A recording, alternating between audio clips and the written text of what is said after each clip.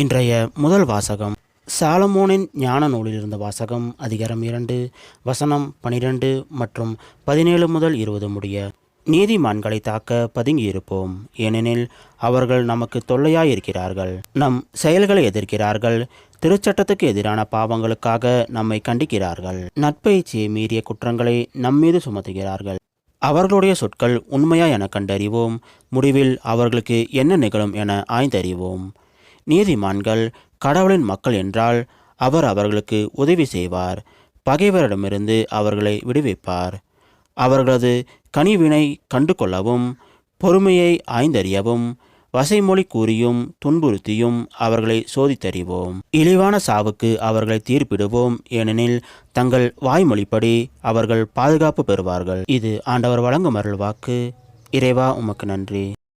இன்றைய இரண்டாம் வாசகம் திருத்தூதர் யாக்கோப்பு எழுதிய திருமுகத்திலிருந்த வாசகம் அதிகாரம் 3 வசனம் 16 முதல் அதிகாரம் 4 வசனம் 3 முடிய.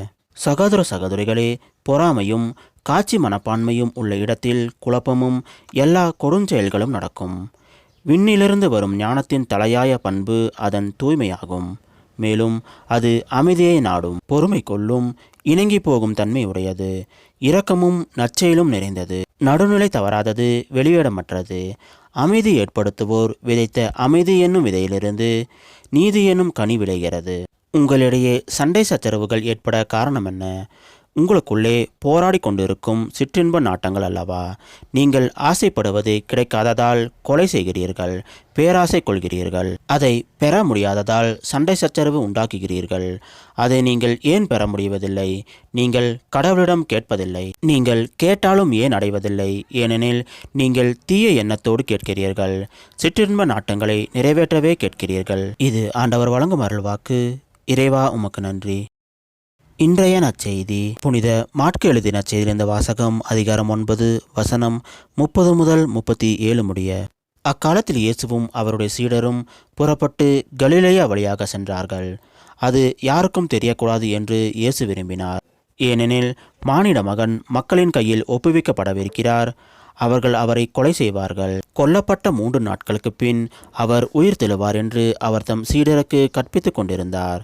அவர் சொன்னது அவர்களுக்கு விளங்கவில்லை. அவரிடம் விளக்கம் கேட்கவும் அவர்கள் அஞ்சினார்கள். அவர்கள் கப்பர்நாகுமுக்கு வந்தார்கள். அவர்கள் வீட்டில் இருந்த பொழுது இயேசு, வழியில் நீங்கள் எதை பற்றி வாதாடி கொண்டிருந்தீர்கள் என்று அவர்களிடம் கேட்டார். அவர்கள் பேசாதிருந்தார்கள், ஏனெனில் தங்களுக்குள் பெரியவர் யார் என்பதை பற்றி வழியில் ஒருவரோடு ஒருவர் வாதாடி கொண்டு வந்தார்கள்.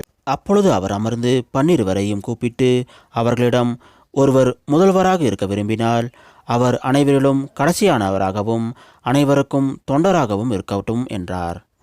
பிறகு அவர் ஒரு சிறு பிள்ளையை எடுத்து அவர்கள் நடுவில் நிறுத்தி அதை அரவணைத்து கொண்டு, இத்தகைய சிறு பிள்ளைகளுள் ஒன்றை என் பெயரால் ஏற்றுக்கொள்பவர் எவரும் என்னையே ஏற்றுக்கொள்கிறார். என்னை ஏற்றுக்கொள்பவர் என்னை மட்டுமல்ல, என்னை அனுப்பியவரையே ஏற்றுக்கொள்கிறார் என்றார்.